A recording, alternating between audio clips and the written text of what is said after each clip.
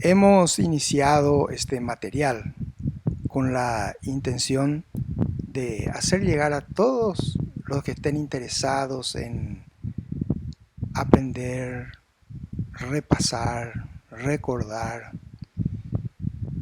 o tener un material audiovisual para poder dar clases de anatomía humana. Vamos a seguir un camino bastante conocido ya por todos, es decir, tenemos un programa que va a ser desarrollado acorde a cómo se desarrollan en general todas las clases en las diferentes universidades. También una bibliografía que vamos a ir indicando en el camino para que ustedes puedan hacer sus refuerzos teóricos a lo que nosotros estamos exponiendo. Vamos a tocar los temas principales, los temas clave. No vamos a profundizar en demasía cada tema porque la intención es que ustedes vayan a complementar sus estudios con los atlas, con los libros de texto y con las disecciones, además de cualquier otro material al que ustedes puedan tener acceso. Comenzaremos entonces con la anatomía general, posteriormente seguiremos con la anatomía del tórax, anatomía del cuello, de la cabeza, del abdomen y de los miembros, terminando después con la parte más difícil de la anatomía, que es la neuroanatomía, que trataremos también de hacerla fácil y comprensible. En síntesis, la forma en que encararemos este estudio es una anatomía topográfica. Así que daremos comienzo primero a los conceptos generales y luego nos abocaremos a la descripción de la topografía de cada región, con todos sus elementos y con todos sus conceptos principales. Comenzaremos entonces, como dijimos, con la anatomía general y empezaremos por definir qué es la anatomía. La anatomía es la ciencia que estudia la estructura morfológica de un organismo viviente, las relaciones que existen entre sus partes, estudio, clasificación y descripción de las estructuras y órganos de todo el cuerpo humano.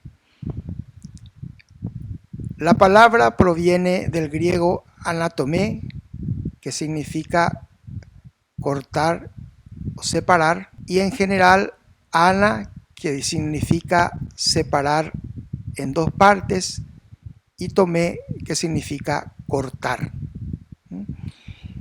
La palabra que utilizaremos frecuentemente también se llamará disecar, que viene del latín cortar y separar. Al principio dijimos que la forma de encarar esta anatomía sería desde una visión topográfica, pero dentro de la anatomía hay distintas visiones.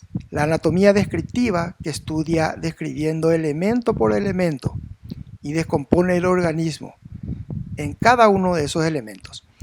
La anatomía topográfica, que es la forma en que encararemos este curso, es la que divide el cuerpo en regiones según el criterio funcional o clínico quirúrgico. La anatomía radiológica, que complementará nuestro estudio, que estudia el cuerpo mediante exploraciones radiológicas. La anatomía forma parte de las 4 grandes disciplinas que encaran el estudio de la medicina. La morfología, que estudia las estructuras del cuerpo. La fisiología, cómo funcionan dichas estructuras.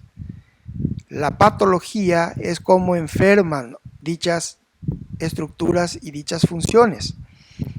Y la terapéutica es cómo se tratan dichos pacientes con esas enfermedades.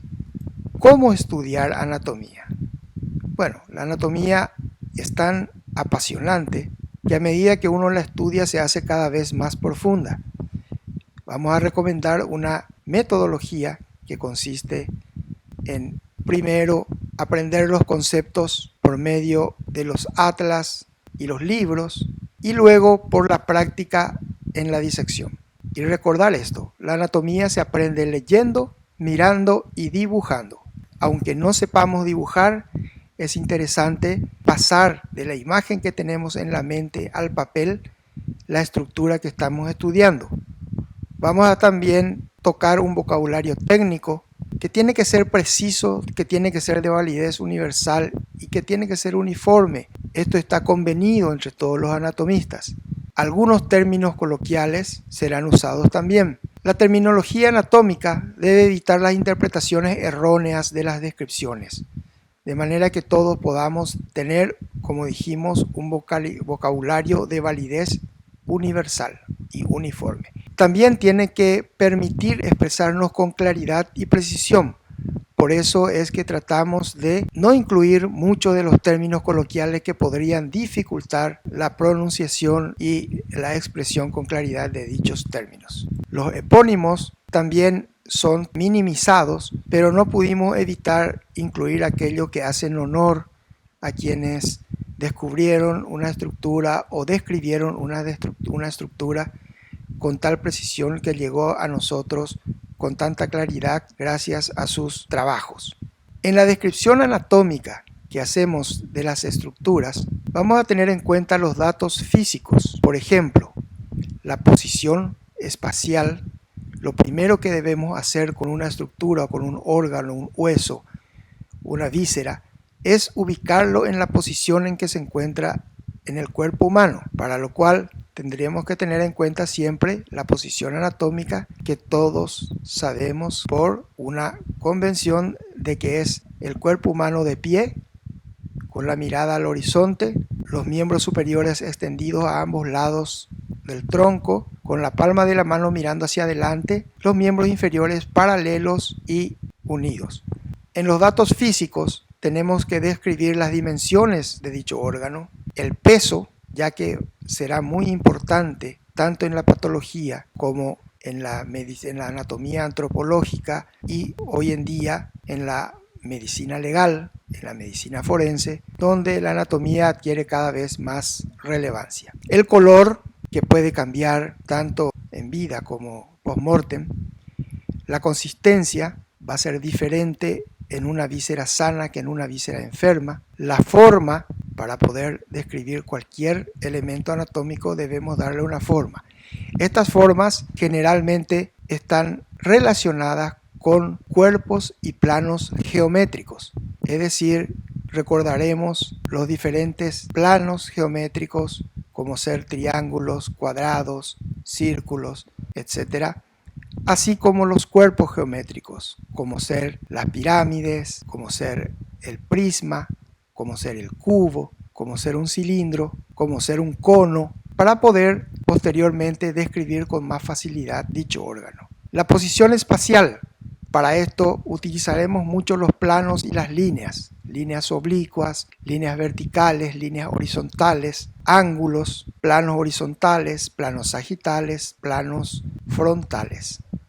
Las relaciones que tienen por delante, que tiene por detrás, que hay arriba, que hay abajo. En esta figura podemos ver la posición anatómica a partir de la cual describiremos todas las regiones, todos los cuerpos, todas las estructuras que estamos describiendo. Es decir, el cuerpo humano, como dijimos al comienzo, con la cabeza erguida, los ojos mirando al horizonte, los miembros superiores a ambos lados paralelos al tronco, con la palma de la mano mirando hacia adelante. Es decir, el pulgar estaría dirigido hacia afuera o hacia lateral. Y los miembros inferiores paralelos con los pies juntos.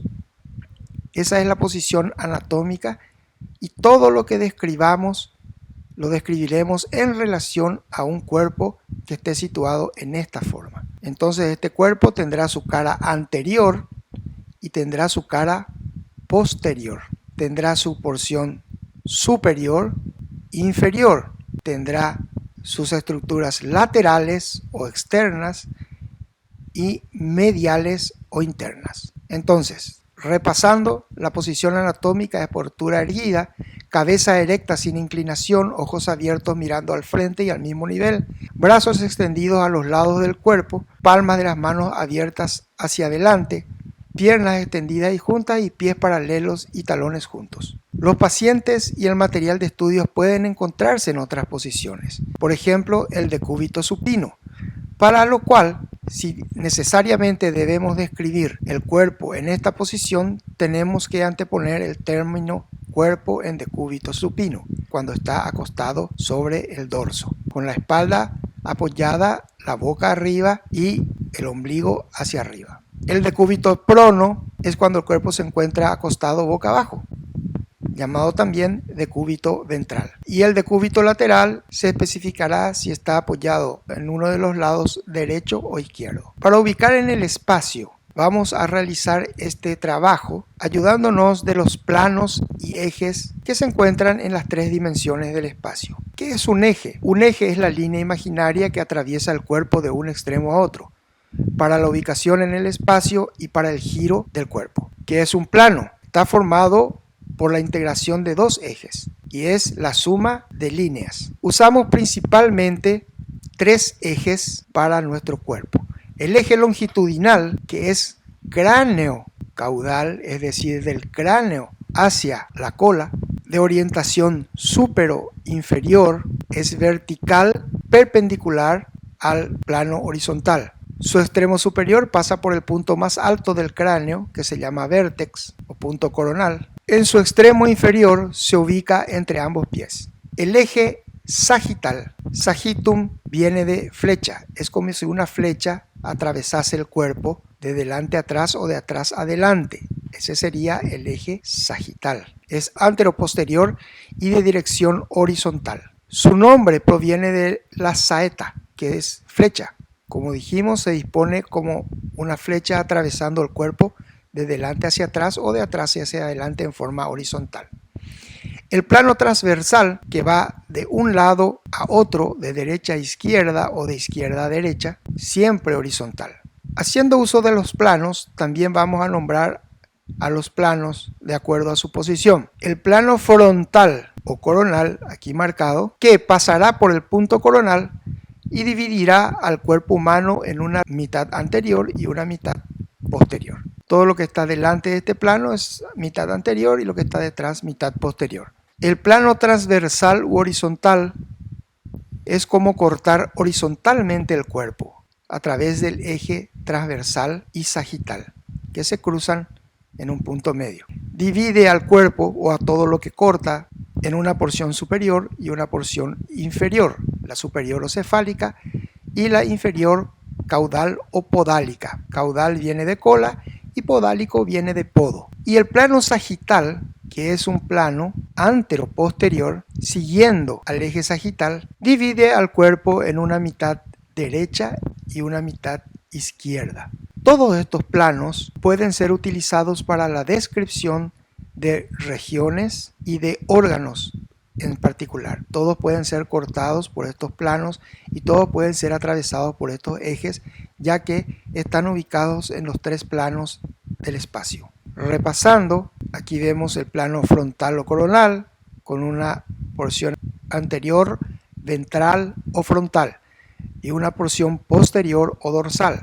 El plano sagital, que es anteroposterior, va a dividir en una porción derecha e izquierda, y también todo lo que se acerca a este plano sagital será denominado medial y todo lo que se aleja será llamado lateral. Como dijimos, el plano transversal o horizontal dividirá al cuerpo o a cualquier órgano que así lo decidamos en una porción superior o craneal y una porción inferior o caudal o podálica. Por ejemplo, esta figura se encuentra seccionada. ¿Por qué plano? Se encuentra cortada por el plano sagital. Por esta razón, deduciremos de que esta es la mitad derecha de esta cabeza y este cuello. ¿Qué ejes tenemos aquí? Por supuesto, vamos a ver el eje coronal y el eje sagital. Entonces, este es un plano sagital de esta imagen que vemos aquí arriba. El tórax, en este caso, está cortado por un plano frontal, donde podemos ver una de las mitades. En este caso es la mitad posterior ¿Por qué decimos que es posterior? Porque siempre tenemos que mirar desde adelante el cuerpo humano. Si miramos desde atrás, tenemos que especificar que estamos mirando de atrás. Si no está especificado, entonces esto es mirado desde adelante. Tenemos así el pulmón derecho, el pulmón izquierdo, tenemos el corazón y los demás elementos del mediastino como la tráquea, la aorta, etc. Esto está entonces cortado por un plano sagital. Vamos a utilizar también términos de relación y de comparación. Esto compara la posición de dos estructuras, una con respecto a la otra. Por ejemplo, medial es que una estructura está más próxima al plano sagital del cuerpo y lateral la estructura que está más alejada del plano sagital. Postero-anterior quiere decir que viene de dorsal a ventral, ínfero-superior de abajo a arriba, es decir, de caudal a craneal, proximal distal es desde cerca del plano medio hacia alejado del plano medio, se utiliza generalmente en los miembros o para describir estructuras que van desde la parte central hacia la periferia como nervios y arterias. Dorsal es la cara superior de cualquier parte que protruye anteriormente desde el cuerpo, como el dorso de la lengua, la nariz, el pene o el pie. Los términos combinados describen posiciones intermedias. Por ejemplo, ínfero-medial significa más próximo a los pies y al plano medio. Por ejemplo, las porciones anteriores de las costillas discurren ínfero-medialmente. El extremo anterior de las costillas es más inferior y más medial, en la dirección que muestra el vector. Súpero-lateral indica más próximo a la cabeza y más lejos del plano medio, el más próximo a la cabeza contando el eje coronal. Los términos que están relacionados principalmente con la superficie y la profundidad del cuerpo, digamos superficial a lo que está más cerca de la piel y profundo lo que está más lejos de la piel. Externo significa más lejos o superficial e interno es más próximo al eje coronal. Proximal y distal se usan al comparar posiciones más próximas o más lejanas respecto de la raíz de un miembro, de la cara, de una estructura lineal que se aleja del centro del cuerpo. Por ejemplo, aquí tenemos este punto de referencia y este punto de referencia. En cuanto a la línea media, este punto de referencia es más medial y este es más lateral. Pero en cuanto a superficie, este es más superficial y este es más profundo, a pesar de ser menos medial que esta. La línea media está aquí y esta está más alejada que esta. Las preguntas las dejaremos para el aula interactiva que habilitaremos.